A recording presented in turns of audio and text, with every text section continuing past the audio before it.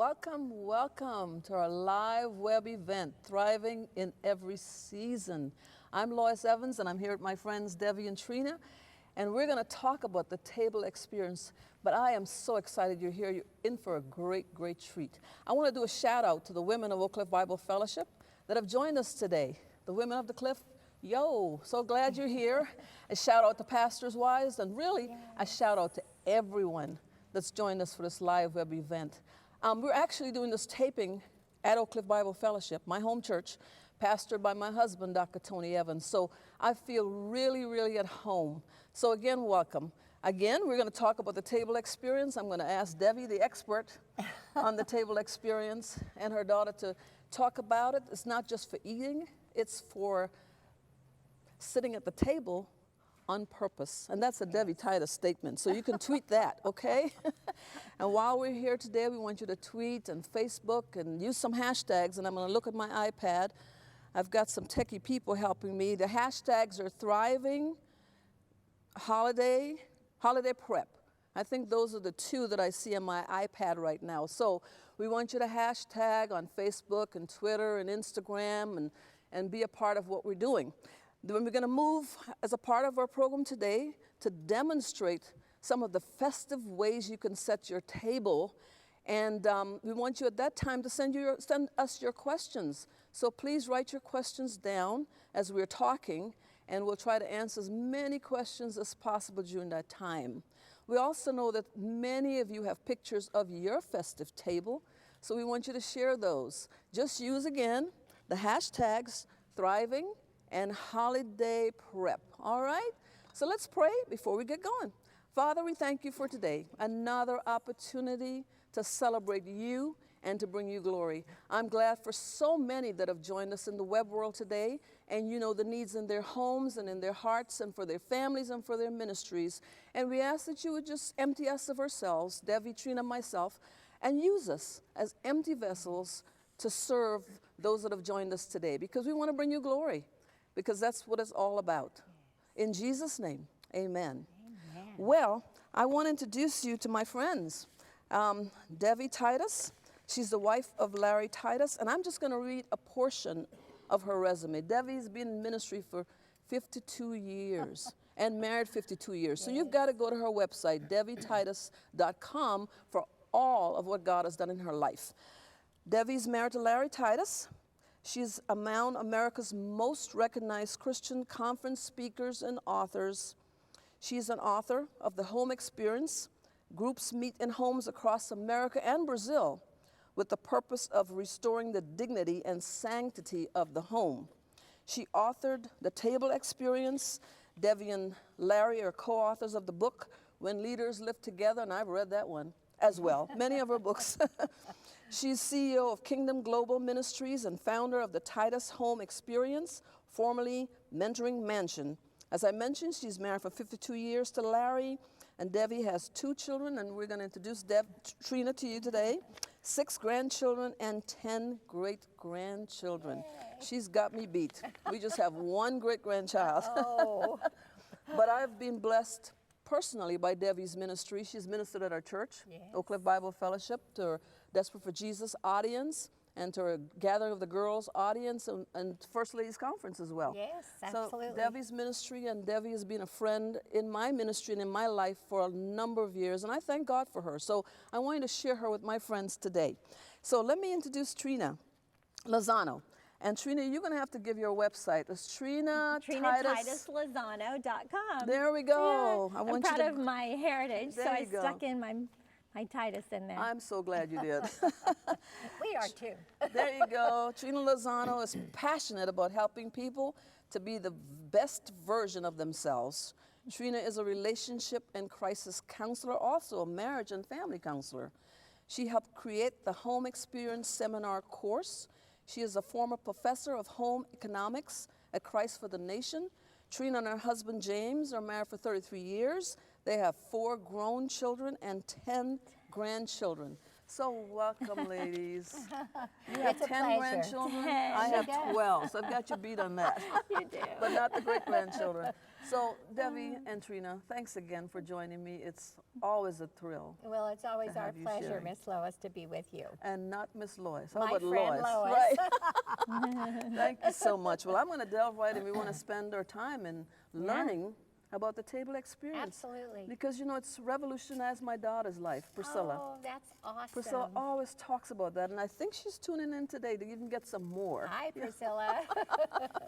So let's start right in.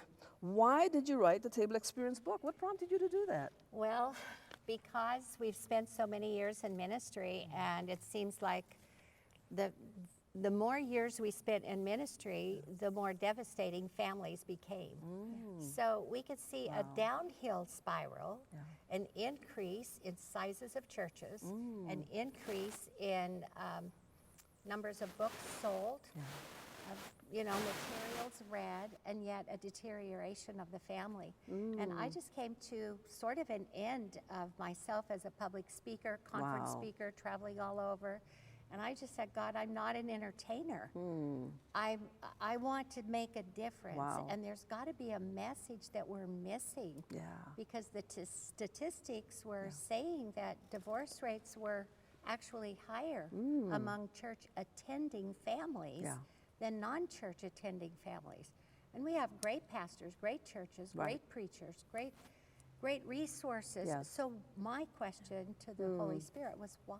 And I need to know in the Word there's got to be something that we're not seeing. And I began really a search or a quest. Otherwise, I didn't want to keep speaking anymore. My goodness. Isn't Unless, that amazing? Unless it could really make a difference. Yeah. So this is a deep passion of yours. A very deep passion because it came at a point of decision. Really in my life, Lois, I was very aware that when you are good at what you do, especially as a persuasive speaker, we've almost created an environment. Sometimes everybody doesn't do this. I certainly didn't do it consciously, but we created an environment where I could choose a certain topic and make an audience cry. And I can give a persuasive invitation and have a wonderful altar call. But then we leave the conference and we go right back into our homes filled with chaos, confusion, strife, and there's no change. So I didn't want to be part of that. I wanted to say there's got to be a truth that we're not embracing that could actually make our relationship stronger and more meaningful. Wow. That's deep, and that's why I wanted Debbie to talk to you today. Oh my goodness. Was the table important in the family that you grew up in? It was. Wow. It was very Tell us about that. We have a lot of beautiful settings here. My mother loved beautiful things, but we lived in a simple family, simple home, very working class. My mother worked full time. My father was a butcher, a meat cutter, but the table was always a very inviting place in our home. My mother always said, make it pretty. We didn't have a lot of fancy things, but we made it as pretty as we could. That's neat. But our table always would set another place. So if somebody knocked, stop by, have you eaten yet? And we'd pull out another, Debbie, get another dish. We'd scoot over and make room for someone else. So it was an important place. So you made what you had work. We did. The use what you have principle, for sure. Sure, everybody in the neighborhood wanted to come to you guys' home, and probably. They did. We were a very friendly home. We lived in a really small town. And even my mother and father taught us that if a stranger came to the door, we called them hobos in those days. It would be homeless people who rode the rails. And we were near a railroad track. They said, don't ever turn anybody away that asks for food. They could be an angel. Yeah, that's right. That's they right. believe the scripture. Yeah, definitely. So Well, that's what very the inviting. scripture says, doesn't it? We could entertain angels unaware. Exactly. Yeah, They really that's believed beautiful. it. That's beautiful. Trina, when you were growing up, what do you remember about the table in your home? Well, it was always set pretty. The most amazing thing about my mom is she had Sunday dinner at home. And she was an expert at getting up early and putting dinner in the oven and setting a timer. Oh, and then okay. when we got home from church, dinner would be magically ready. The oven And came she on. usually set the Oh, table the wow. night before on Saturday night. Yes. but And you helped? Oh, I always helped, and we sat down to eat dinner together as a family every night. And my favorite memories are after we would eat a wonderful meal. My mom's a fantastic cook. Is I would sit on my dad's lap, and that would be our little kind of father-daughter time of just connecting. Oh, wow. Either that, or I was just stalling from doing the dishes. Probably a little of both. A little bit. And do you still sit in your dad's lap? You know what? I more just go behind him and give him a hug, There you go. pat him on the shoulder. But I sit on his lap sometimes, but yeah. That's a neat memory, though. My lap's pretty full these days Yeah, of right, my 10 with all your grandkids. grandchildren. But, But how long did you sit in his lap, though, when you were living at home? probably until I got married. Sure. You know, Wow. all from little up to Yeah. it was just sort of one of those things. It might not have been long, but I would get up from my spot and go sit on. He would scoot his chair back, and Right. so it is that time of connecting, and that's what my Yeah. mom's books talks about is important. that eye to eye, face to face. Which book? Which one? The table experience. Terrible Experience. Got it. Yes. And Excellent. so that really is when we had our best conversations. Eye to eye, Face to face? face to face. We never sat at a Wow. counter. And your family was a busy family. But you still, your husband, Larry, still had time for his daughter to sit in his lap. Absolutely. So anybody can do this. Yes, anybody can do Make it. time. We were right after dinner or pastors, be- yeah, Lois, yeah. and we were pastors of growing churches. Yeah. Lots Wow. of meetings, lots of activities. Yeah, yeah. In the generation that we pastored, it wasn't so much technology. It was really you got together, so there were a lot of schedule. Right, But right. meal for me, as the pastor's wife and Yeah. a leader of women's ministry, my day stopped at 4 o'clock. Wow. I was home. If I needed to pick up the children from school, I did. But 4 o'clock, my day was over. Okay. And the rest of the day was preparing the table, preparing the food. Wow. Was for the family. Yes. And so it that's can the be way I done. manage. Right. You have to prepare, though. And you have to plan. Well, Proverbs 9 says that you prepare your meat, you mix your wine, you also set your table. So we're not going to have meat to eat at in our home if we don't prepare. We Right. have to think, what's my schedule? What's Right. happening this week? Make preparation. Get something out of the freezer. Wow. Buy it at the deli. Whatever needs to make Right. it happen. So even with our busy lives today, we can still prepare a home cooked meal.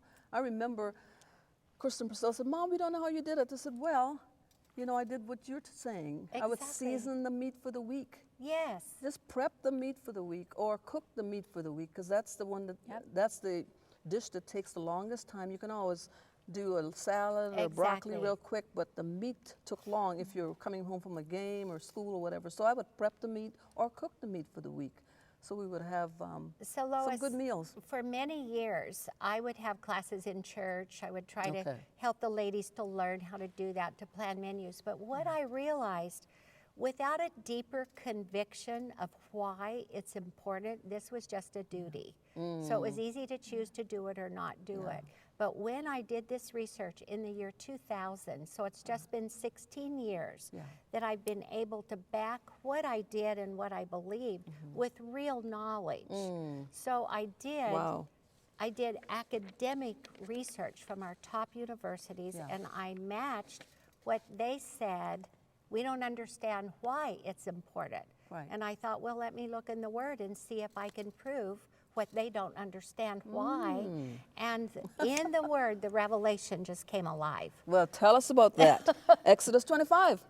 God designed the first table and told Moses to build it to be a place in the tabernacle. What was the purpose of the table, and what did God tell Moses to put on the table? Aha! So it's deeper than just It us wanting to do is. something fancy. It's It really, is. really important. is. Again, like you said, it's setting a table or planning to sit at the table on purpose. On I love that. You can purpose. tweet that. Yes. Debbie Titus said On it. purpose. Yes. Because there is a very deep meaning when you do that. Yes. And it's something that you don't make accomplish. It's something that happens from the beginning of God's purpose. Did you know in Exodus 25, which is the first place in the Bible, that the word table is written, and I went through the entire word, Old and New Testament.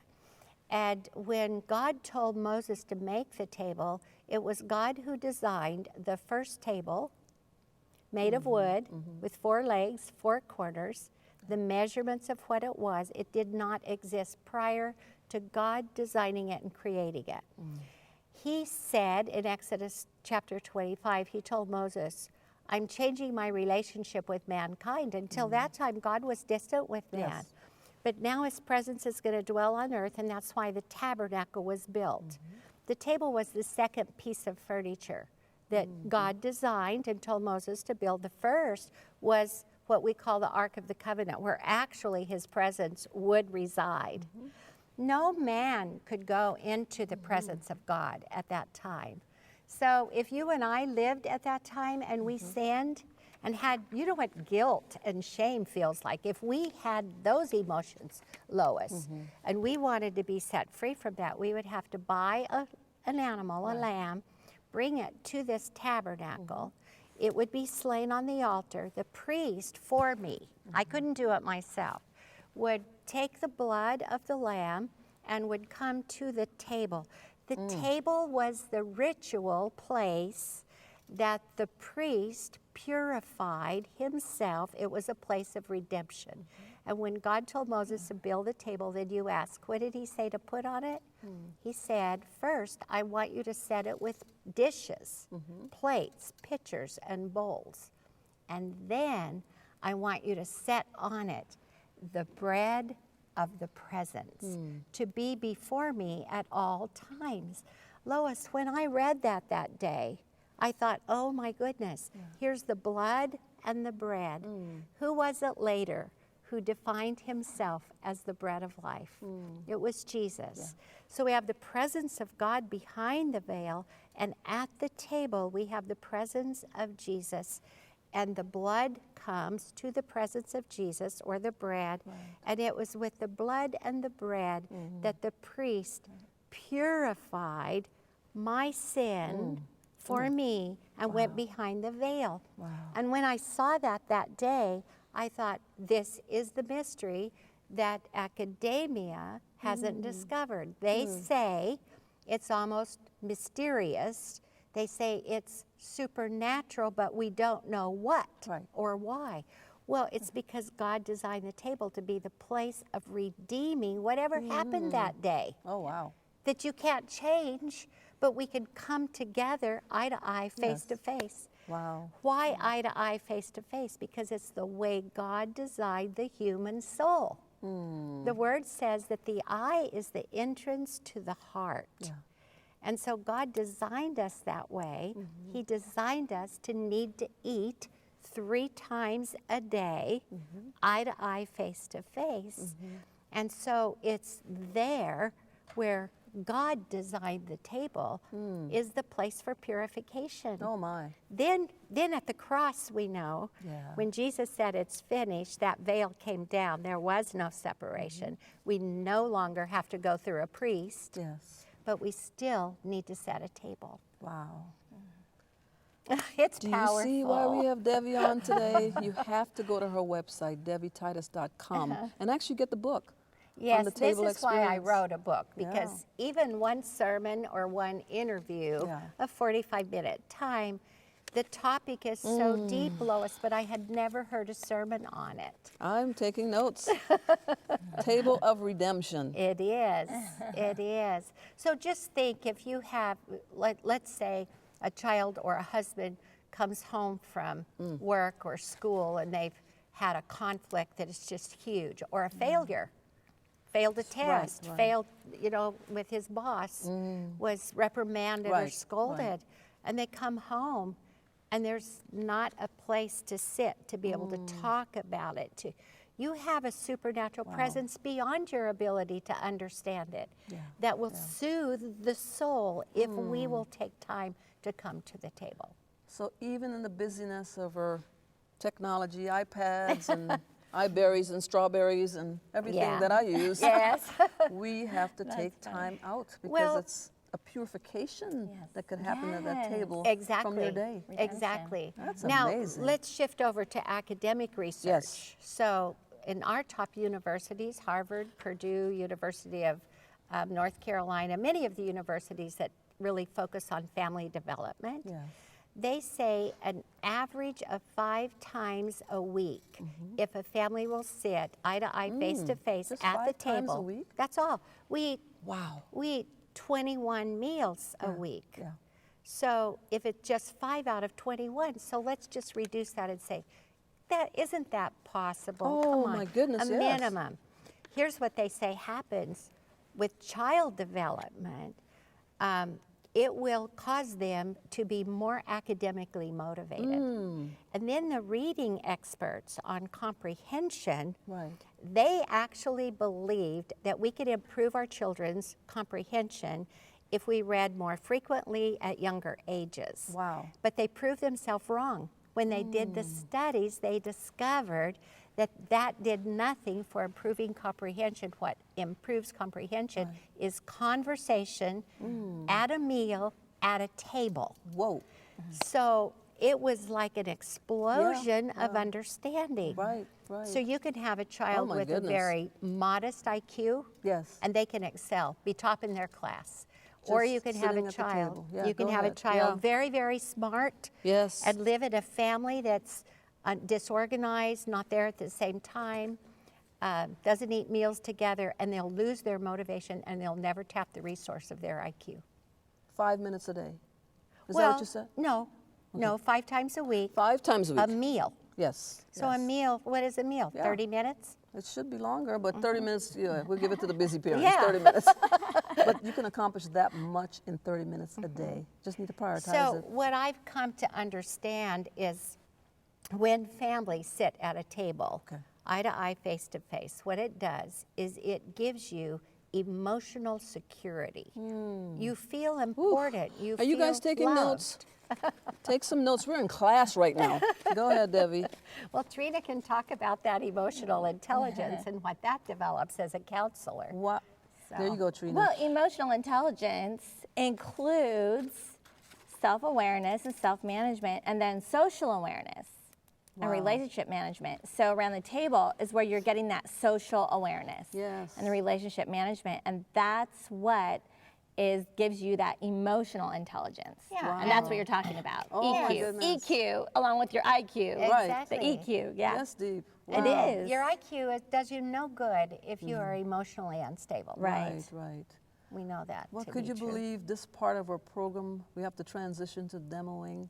No, I'm Yes. excited. But this has been deep. I hope you've been taking notes. And we're going to continue talking as we now transition to demonstrating how you can make the table experience really festive and really memorable. But you got some deep principles today. And again, get Debbie's book, DebbieTitus.com, on the table experience.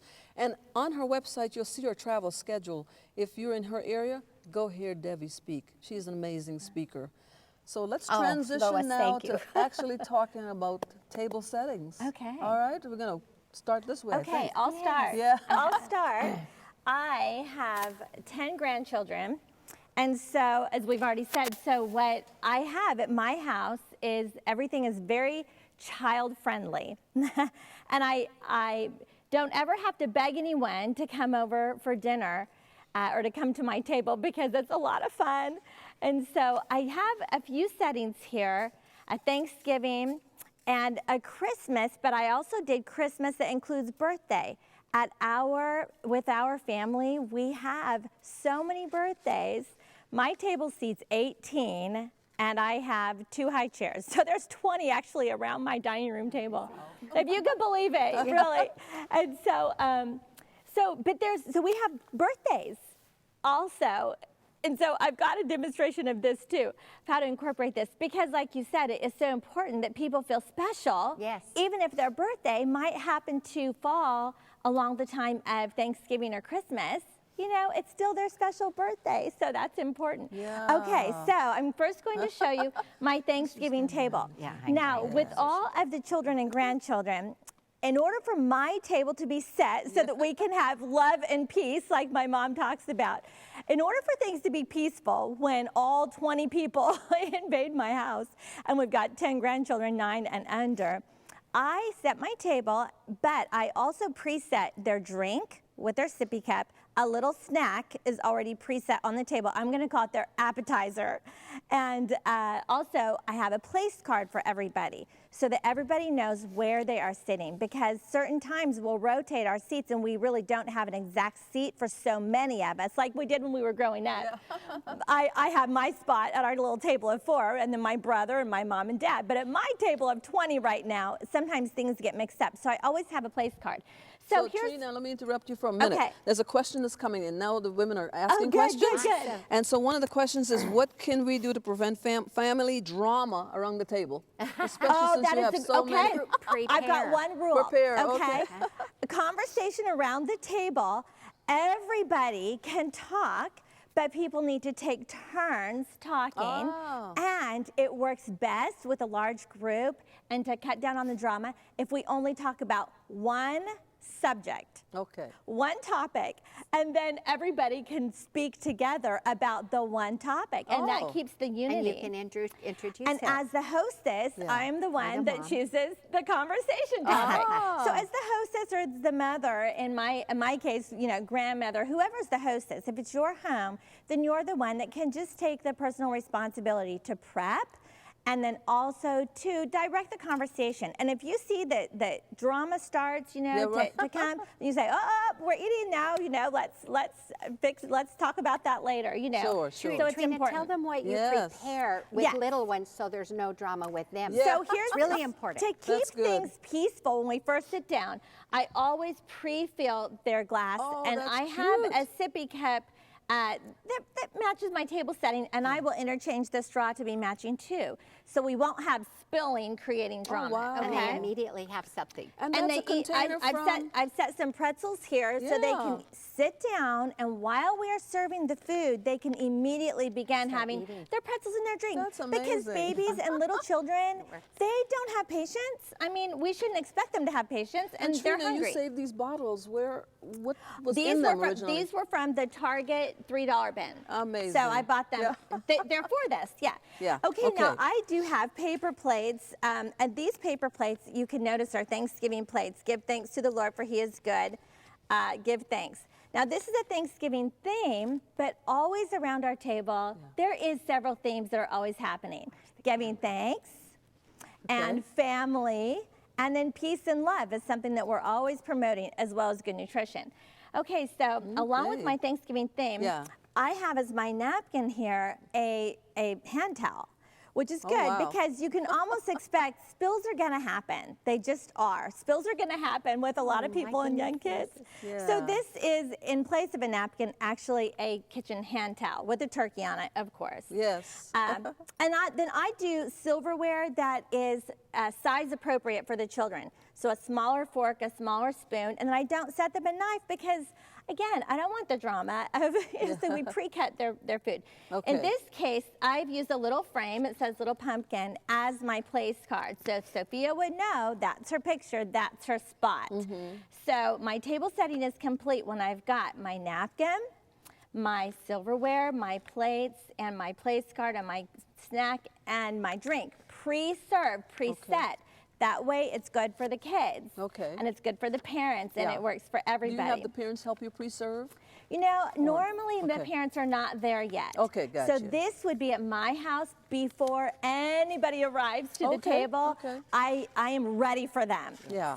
I know it's a little bit time consuming, but ultimately it is so worth it because it creates a peaceful atmosphere that everybody's ready.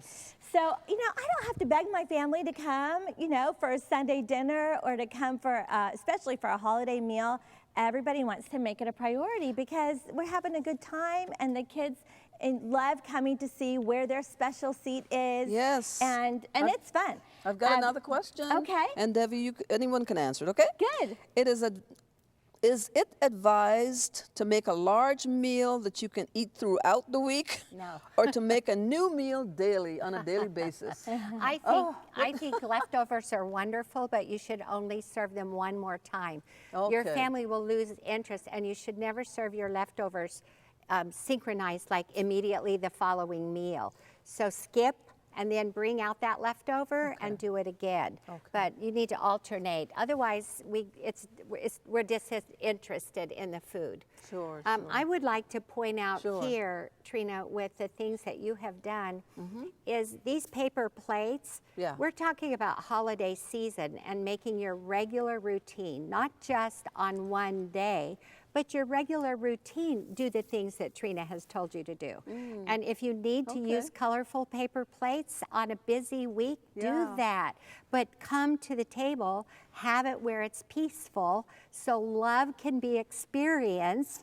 Eye-to-eye, face-to-face conversation can be encouraging. Right. That's the goal. We Right. have all the decor, which feeds the soul, Yeah. ignites creativity, but really at the table, Yes. we are forming character. Just remember that. So the children are learning to take their turn, they're Yes. learning to speak, they're learning to hold conversation with adults. They're learning table manners and social skills. Yeah. And speaking of paper plate, I like to choose a plate for the children where there's a little bit of a scoop on it. And, you know, it does cut down on spilling rather than a Okay. really flat paper plate. The kids do better with that. And so that is very wow. helpful. Yeah. Also, I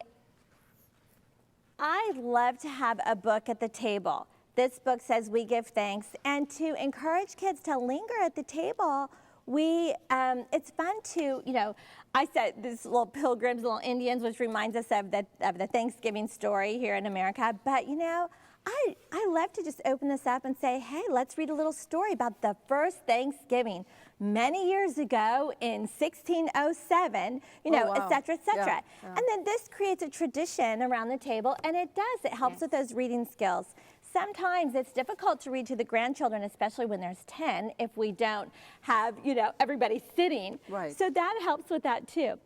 So this is the table setting that I have also the necessary things. So I've got my silverware, and I did a napkin fold here. And the children are all learning to do this napkin fold now, and I did this when I was a young child.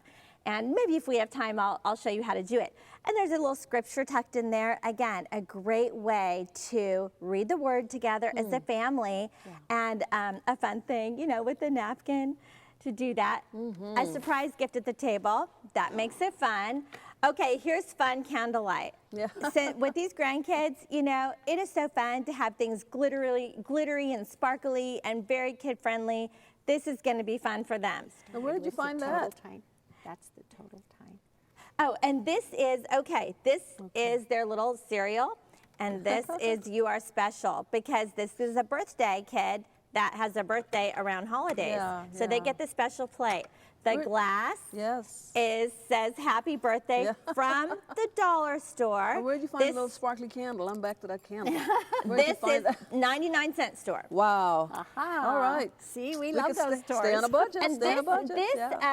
this place card is done with a dry erase marker, just writing on the cup, you know, and you can write a person's name with a dry erase marker on any white dishes, and that really helps too. Yeah.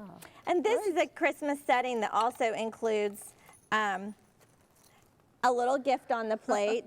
And then I have a glass plate here along with the paper plate for the kids. Again, the sippy cup is prepped. Here's the place card. So when we have 10 kids with 10 cups that all match, because I want my table to match, they each have their name hanging on it. So they know which cup is theirs throughout the night. We won't have Oh, to wow. guess. So That's that way good. we can keep them all separate. Yeah. And again, a little snacks in cute containers is fun. So as soon as they sit down at the table, they'll be good. Yes. Don't be afraid to incorporate nativities. This is a little nativity snow globe. Don't be afraid to incorporate nativities with your snowmen and your Santa Claus. I think it's fun, and it won't be unusual that I will have little kids' arts and crafts, stickers, calendars, cards, things for them to do while they're waiting for the food to be served, or while I'm cleaning up, they can linger at the table. We can all visit, and the little ones have a little activity to do. Right. So I planned all of those things. Oh my goodness. How long does it take you to plan and to set the table? You know what? It's just part of my life, and Okay. so it's just incorporated in life. And I would say, kind of like Mom, at 4 o'clock I'll plan, because Right. if the kids come for dinner, they usually arrive around 5 or 5:15. Right, right. So around 4 I start planning and setting, and you know Right. it's all ready by the time they get there. Do you think it would be a good idea to include the kids in the settings? Have them actually do it? Oh. No, okay. It depends on the age. That My is fine. I 9-year-old got you. granddaughter loves it. Yes. She would fold Yeah. all of the napkins. Oh. She loves helping to set the table. But younger than that, they Yeah. just like to come and have it already. I got you. Just Excellent. remember to Yes. keep peace in your home, the things that you do need to be age appropriate. So there are seasons, so you change how you do something based on the ages of the people who are participating. Excellent. So that's really important. We've got another question before we move on, Dev. Okay. How do I have a family dinner during the week when my husband gets home from work after 6 p.m.?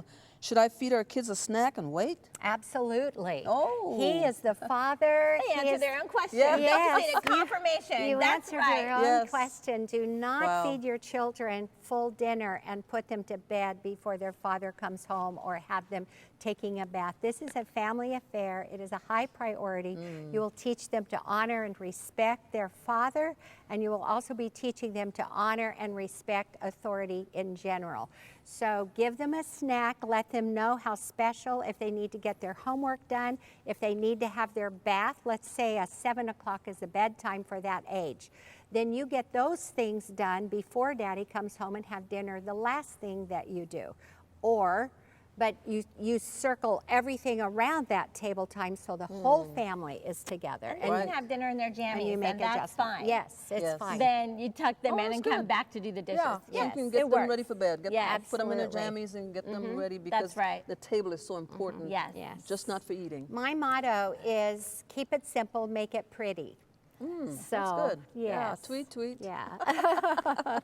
All right. Well, you want me to Yes. show this? Thanksgiving Please is do. coming, and we begin an environment of thankfulness the beginning of November.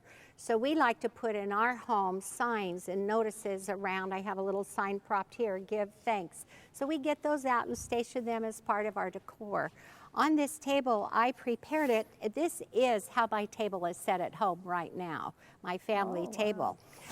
I have placemats here that are, I had an extra one, here it is. I want you to be able to see it. Don't be afraid to mix patterns. So this is a placemat with the fall colors, and I used a leaf pattern napkin to go with it.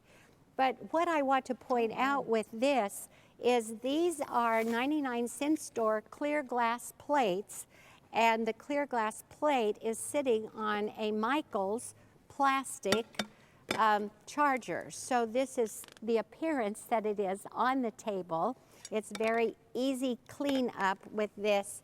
And we also have dollar store goblets, dollar store mugs. So don't think someday if I just had good dishes or nice china, and I'm going to encourage you to unpack grandma's china. But don't keep that in Yes. boxes and save it. You get that out and you use the best that you have Yeah. for the people most important to you. So we just creatively did a Thanksgiving table here. I pick up little things as I see them, like pumpkin salt and pepper shakers, and then themed things we pack away for the season, and we pack it in boxes that are identified, and then you can get that out each season and it's all together. So it's very quick. It's actually easy because it's become your priority. That's what I love about Debbie. She's a deep teacher, deep thinker, but she lives in the real world. I do. Just go to the dollar store. The love dollar it. store, it's Yeah. my real world. I love it. Yeah, But I yeah. love beautiful things too. Yes, I have yes. both. I use dollar store on my table, and I will use this for guests as well. It's not a matter of trying to, your things are not there to, we're not entertaining at home. We are living in our homes, and a home is a living, it's just a living place. It's Right, alive. right. Debbie, I've got a question before Sure. we move on. Oh, okay. What ideas do you have for adult children coming to the table? My youngest is 22 and likes to eat and run. Well, Trina has adult children, so she can speak into that pretty well. It's your season in life. So. Yes, I think it's important for them to be able to eat and run. You know, we're not micromanaging their schedule anymore, but that is the benefit. If they smell that pumpkin bread that we're going to learn about, and if they smell that stew and that pot roast cooking, and then they come and they see that their place is set and their name is right here, they're going to be like, oh, I have to go. Sorry, I'm going to miss it. And we'll say, that's okay. Maybe next time we'll save your place for you. You know, just it'll be here when you come back. Right. And I bet you next time they might ask your schedule, and they might work a little bit harder to get there. And adjust their schedule. I'm thinking of Trina's youngest is 24. He's still in university, and he comes and goes. He's in the house. He's out of the house at different times. And if she has food and it's time to eat and he's there, then stop and sit with them, even though they're eating and they're running. Sit with them those 5 minutes or those 10 minutes that they're putting their food down, and be grateful for those moments. So you stop what you're doing and you have that eye to eye, face to face, even if you've just set one placemat and one place for them. Keep in mind, the real purpose about this is discovering deeper and more meaningful relationships. I really believe, Lois, that kind of one of the tricks of the enemy was the redesign of our homes. I actually did a research on our architectural designs in the United States. It's not the same in every nation, but the redesign of our homes, creating bars and counters, was a subliminal way to emotionally disconnect godly people, our families. And if I can just get them side by side, eating, facing a wall, they'll emotionally disconnect. And when that happens, then we'll easily physically disconnect, eat at different times, come and go, different schedules. When you live your life like that, you will find after 10, 15, 20 years of marriage, you're going to say, I don't know if I really love him anymore. I used to, but I'm not sure that I do anymore. Why? It's not because you don't love him. It is because you emotionally disconnected. You drive separate cars. You work in separate places. You eat at different times. It's natural because God did not create relationships to be that way. So I have a formal table. Yes, please do. And this is not from the dollar store. Okay, not from the dollar store. Let's just say this costs some dollars, okay? So this is something that I've accumulated over years, many years. I started collecting this china a piece at a time at outlets. So it was a Royal Dalton china outlet I happened to live nearby in those years. So this is my Christmas formal table with my family when I'm entertaining adults. So I'm just showing basically layering. When you set a table, layer it. You can see that I have a little sparkly placemat on top of a tablecloth, and then I used what we call a service plate or a charger, and then my dinner plate, the salad plate, and I have a little first course if I want a shrimp cocktail or something like that. When you set your table, your forks go to the left, your knife and your spoon goes to the right, and the blade of your knife turns toward your plate. So not out, but toward your plate. You light it up 1 inch from the bottom, and if you have dessert silverware, you place it at the top. This way, you can bring the dessert without having to bring or drop a fork that you're carrying on a plate when you're bringing the dessert to the table. You place your fork with the handle facing the side the forks come from, and the spoon with the handle the side your spoons come from. Your drinking water goblet goes at a normal setting with space to the tip of the knife. I have mine scooted in. Keep in mind, if you have a crowded table, it's more important to have more people and to get one more place there than it is to have all this space to set everything perfectly. So we've moved our goblets up a little bit, and I have an extra glass here set so we can take communion at our table, either at the beginning or at the end. Don't be afraid to mix gold and silver. And I just want to show you that this is ribbon that I just loosely wrapped. And at Christmas time, you can find ribbon that has the names of Jesus on it. So this ribbon is Savior, Shepherd, Son of God, Healer, Redeemer, Emmanuel. And this ribbon I use year-round, so I don't just use it at Christmas. Great. Any other questions, Not Connie? yet. Okay. Send your questions in. Okay. Let's Well, move I on to have the another Christmas table setting Please over do. here. Yes. All right. I'm going to step on this side We can so come you down can this way. see. Yeah. This is a little luncheon table setting that is this going to work okay here? It's a luncheon table setting that is, I just want to show you these dishes because these are dishes I found at Walmart a number of years ago. And this season I love to look for things that have meaningful phrases on them. Typography is very common now. So this place says peace, and then very lightly behind says joy, hope, love, printed on the plate. And these were Walmart dishes. So these are my beautiful. Christmas dishes. Wow. I don't own expensive Christmas china. I have Walmart Christmas china. Wow. And I use these for my everyday dishes the entire Christmas season. And then for one formal table, I will use that china. So these are my favorite. I found a little complimentary plate. Don't hesitate mixing and matching.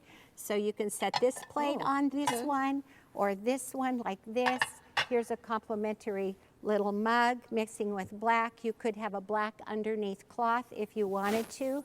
Again, I have a napkin fold. Trina showed this fold over there. We have many different ones. But tucked into here is we have these little cards, and each card has a scripture. We have 12 of them. All 12 scriptures tell the Christmas story. And so we will use these when the family is around the table and each person reads a verse, and out of those verses, the Christmas story is complete. I've got a question for you. Yes, okay. Is this advice for singles too? Absolutely. And how does this advice change for singles? If Oh. it changes. You know what? If the table experience truly is experiencing the bread of the presence or the presence of Christ and is truly redemptive, then I want to ask you singles, do you need redemption in your life? Do you need to feel His presence? Probably the most special thing you can do when it's time to eat your sandwich is, instead of carrying it to your chair, turning on the television, or sitting and scrolling through your telephone, is to set a placemat, a goblet, put your food on a plate and sit there. Light a candle. We have candles lit here, over here. Light a candle for yourself, because it will be there. I guarantee you that your wealthy Jewish husband will have a conversation with you. He loves you so much. He knows your name. Yes. He has a place card for you. Your wealthy Jewish husband's name is Yeshua, Jesus, and the presence of Jesus will be there with you. Yes. You deserve it. You know what? When you set a place for yourself, I do this. My husband travels when I'm home alone. I do it every meal I eat. Yeah. And when you do this, it gives you peace and calm, 20 minutes, 15 minutes. It's just the most amazing experience. So try it. It will be very special for And you. invite some friends over. Invite sometimes, friends over. Absolutely. yeah. Silence is okay, but it's nice to invite some friends over. Hospitality is a ministry, Lois. It yeah, really is. yeah. It is such a ministry. Yes. Fill up your table for people. Yeah. I love soups in the winter. They're very easy to prepare, easy to serve. I love to serve them for guests too. So if I have a soup on tray, I have these little cute red dishes that I put here. These are just thick, heavy. They call it crystal, but it's not an expensive crystal. They're very dishwasher use, so it gives you a little touch of fancy with everyday, dresses it up. We layered with a napkin. So, and I love these. Trina showed to write with a marker on a mug. These are little place cards. The reason we put names, 2 reasons. A name makes a person feel important, and they knew that I prepared for them, even if it's my husband, even if it's your children, or I should say especially if it's your children. put their name on it. Right. Everybody loves their name. And I like what you do when you're sitting at a table with other people. You have people turn their name setting do. around. I So do. you're actually talking to people by name, and I love that. Yeah, I turn it backwards. If I have people who don't know each other, Yeah. after we're seated, I have them turn it backwards so I can look across Yeah. the table and remember your name because that name is facing me. So these are just fun, creative. And do our leftovers end up in Ideas. the soup bowl? Yes, they do. Something else I want to point out is fresh flowers. Oh, wow. Sometimes you have them, sometimes you don't. So this can be a tablescape when you, with minus these, when you don't have fresh flowers. But you Okay. can add them with formality. And actually, a dozen roses is $10. You only need 6 in each arrangement if you want to do 2 on a long Right. table. So for an investment of $10, you can have fresh.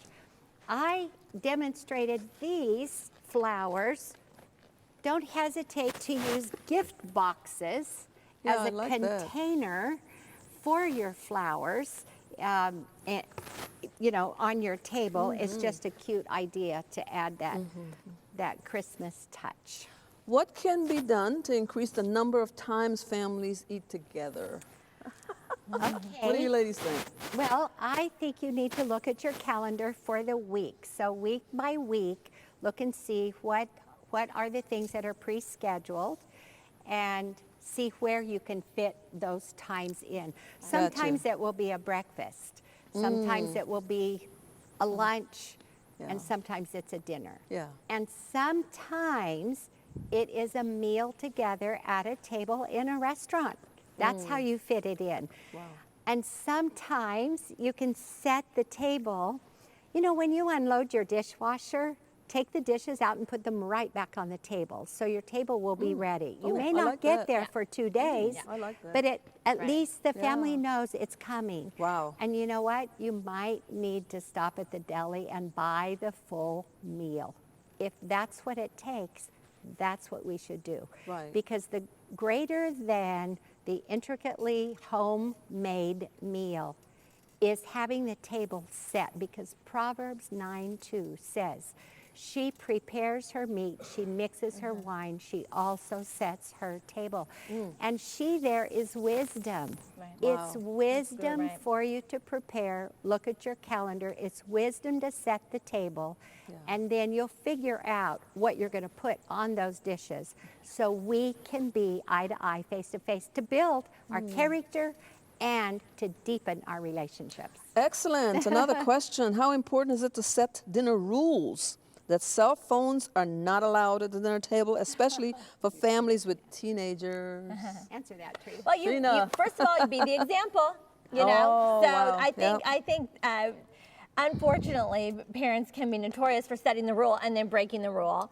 And it's about, you know, okay, I'm setting my cell phone over here, or you know what, you could put a basket in the middle. And actually, my son loves connecting with our family so much at the table that he's the one that says, let's hang up and hang out, you know. Oh, So you can nice. have little cliches, let's hang up and hang out, you know, is a good one. So that you make it fun, try to keep it light. We don't like to be heavy, enforcing heavy rules at the table. We don't like the table to be a Sure. place of discipline, but we do want it to be a place of practicing manners. So we try to keep it, you know, lightweight and fun, Yes. and still have those suggestions with your older kids for sure.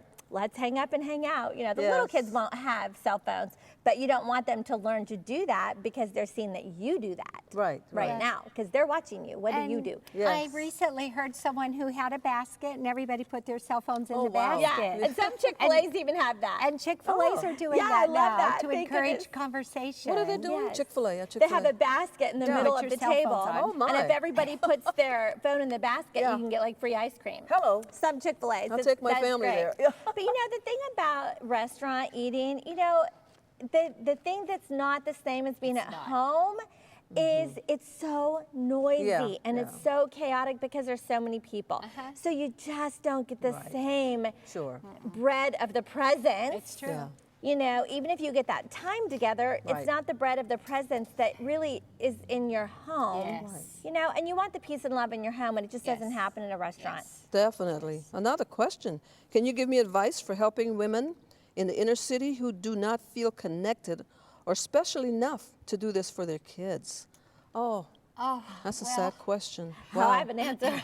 Oh my goodness. Go ahead. Read Debbie. my mom's Please do. book, The Home Experience. Yes. Because the last Wow. chapter of the book is about mentoring. Yeah. And that is specifically so that women who have a heart Yeah. to do this will invite however many people fit Sure. around their table Yeah. so that they can mentor them and then begin to retrain their brain Right. to help them know that they are special. And that's that emotional intelligence that we Right. have to teach them. Yeah. And a use lot what of- you have. Go ahead. A Yeah. lot of people think because of my fancy that I don't understand inner city, but my husband and I chose to move into the inner city of Yeah. Youngstown, Ohio in 1995.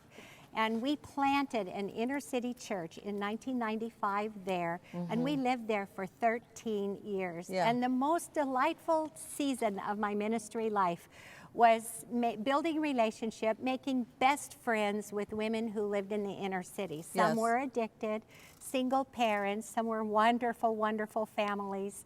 And we just had an amazing, amazing experience. So I invited them first to my house. It could be for tea and cookies or coffee, something simple, but I always set my table pretty for them because they felt so special. And sometimes they didn't want to come to my house because they didn't feel like they were worthy to sit in my house at my table. But as soon as we broke those barriers, Right. then I had the entrance to show them, let's go to the 99-cent store and get Yeah. some plates for you and your kids because you can do this too. And then we created teams within our church, our ministry in the town, where we helped each other. So we would go to each other's houses and we would share if we had extra things we weren't using. We would give it to a young mom who had kids. If they see it and experience it, they will want to do it. They'll repeat Great. it. Yeah. Use what you have. Yes. Use what's in your hand. All right, we're going to move on. Okay, Thank you so go. much, ladies. I'm going to show you a little bit of what I do at our home. I'm going to keep this iPad really close because I'm getting directions from my team as to what to do next. Okay, we have a winner. We're actually giving away Debbie's book, the Table Experience book, and her name is Tiffany Bryan. So please email Safe Place. Oh, there it is. Thanks, Sharon. Team TOA is right here, Sharon. Debbie's books, Home Experience, and the Table Experience that we're talking about today. So thank you. So please email safeplace@tonyevans.org to claim your gift. And that's Tiffany Bryan, all right? Well, we've learned a lot today, and I just wanted to share a little bit from our home of what we do at Christmas time. For years, I didn't have china, so as I just said to the lady that sent the question in from the inner city, use what you have. I think I got my china, I would call it, or my plates, you know, from the grocery store where they have you save all these coupons and stamps and things like that. And eventually I was able to get some real dishes. And then when we were in seminary, one of the seminary professors' wives called me and said, my kids are having a garage sale and we're selling china. Would you come over? I said, I'll be right there. So that was my second set of china. But then at our 25th wedding anniversary, the elders' wives of our church, Oak Cliff Bible Fellowship, gave me my first china set. And I'm so excited about it. So I set my table every Christmas, like a month before Christmas, because it's a part of my decor.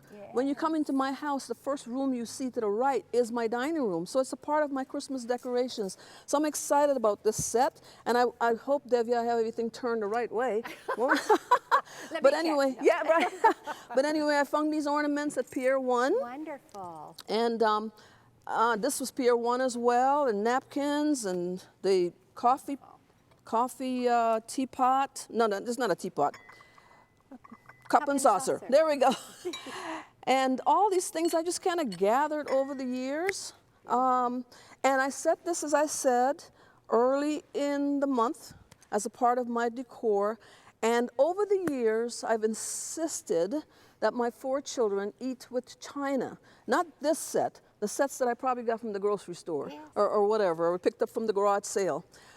But I now have 12 grandchildren. And my kids said, Mom, and my husband, Tony, said, Lois, we have to do something. You don't want anybody touching this china except for adults. Well, we got 12 grandchildren, so what do they eat with? So last year was my first year finally giving up and agreeing that I don't want my grandchildren breaking my dishes, but I still wanted it to be festive at our home. So I've got these little dishes that we put Christmas cookies on, and maybe we put a little breakfast on here. But last year, my kids finally talked me into Chinette from Costco. Isn't it amazing? So the children, our grandchildren use this, and some of the adults. And what it's, and we use these Christmas cups. And what it's done, though, is increase our family time. Yes. We have more time to look at each other, eyeball each other, and Yes. talk, because nobody's worried about a dish breaking or a dish falling or washing all these dishes Right. after dinner. So this has worked out really well. But again, I still insist on those adults that are confident they will not break my dishes to use my china set. And you know, I was surprised when I went to Costco that they have silverware that looks like china, you know? Even Tony was surprised. All right? So that's what we do for Yes. Christmas, and I'm going to switch to something we actually put on these Christmas plates. It's a tradition in our family. We make pumpkin bread or pumpkin muffins. So I'm actually going to demonstrate that. Would you believe that here?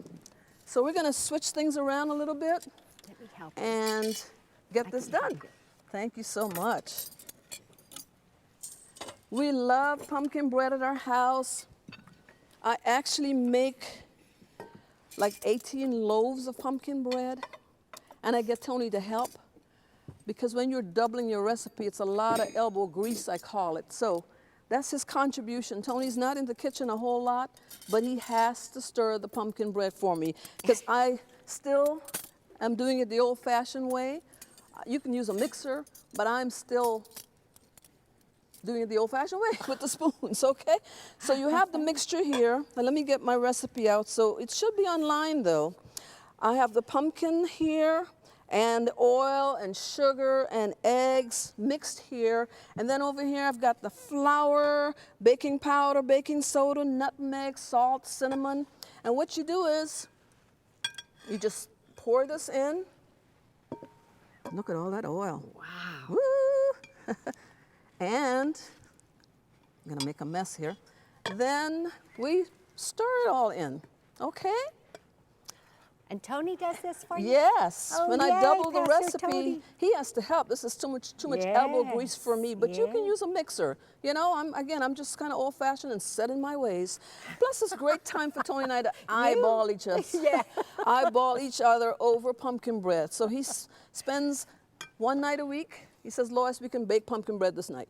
Then next week we bake, and we get up to 18 loaves. Oh. Again, though, one thing, Priscilla started helping, because she makes pumpkin bread. Krista makes pumpkin bread. They all took my Awesome. recipe, and you guys are welcome to take it today. So now Priscilla contributes. And I'm going to make your recipe too. There you go.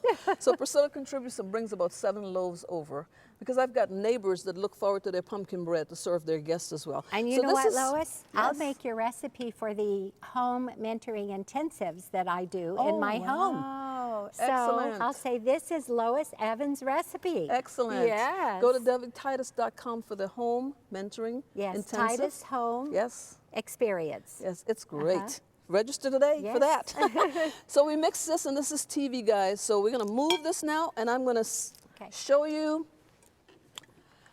the finished product. Voila. I want to bite. Isn't this something? Pumpkin. There you go. You grab that. Do I get to take a bite? Yes, and this is our pumpkin bread. Trina? I Yeah. baked them last night, and it could make 2 or 3 loaves or muffins, and you can add raisins or nuts to your muffins. You should mix your Delicious. raisin muffins in, but last night I got kind of busy and just put the raisins on top. But they should be mixed in, okay? And you bake it at the loaf at 350 or 355 for like 45 minutes before you check it. But everybody's oven is different, so please take your time to, I just stick it with a little knife to see if it's baked or not. And then your muffins, just 25 minutes or so. But that's the finished product, and that's a tradition in our home that is done every year for Thanksgiving and for Christmas. And you know what? You can make it ahead, because you can freeze it up to 4 months. So I make it ahead, and I'm done with my pumpkin bread early in the season and serve it at Thanksgiving, serve it for Christmas, and my grandkids look forward to it. I keep this out all the time during the holidays because when the grandkids come, they just slice automatically pumpkin bread and they're running all around, which I'm trying to stop. You just have to eat in the kitchen and have them, they just enjoy this as a tradition in our home. And again, as I said, my daughters are now doing that. So that's the pumpkin bread. Well, could you believe it? We're actually coming to the end. Isn't that what that clock is saying? That's amazing. This time has gone really fast. So we're glad you joined us today. I know you've learned a lot of principles here from Debbie and her daughter Trina. And we're saying over and over again, and I think it's on the website or it's in the chat room, how you can get a hold of Trina and Debbie for more information. Get her books, find out where she's speaking so you can learn more about what God is doing in their lives. Okay, guest 1427, you are the winner of the Home Experience book. Please email safeplace@tonyevans.org. Guest 1427, you are the winner of the Home Experience book. Congratulations. All right. For more information, again, go to Debbie Titus.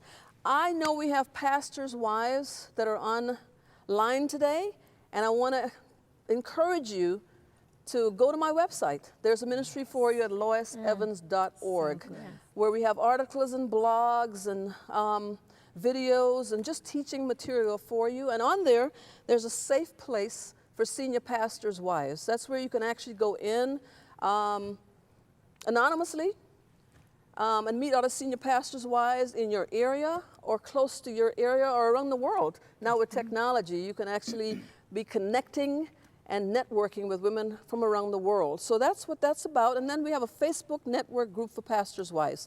So we want you to also take advantage of that.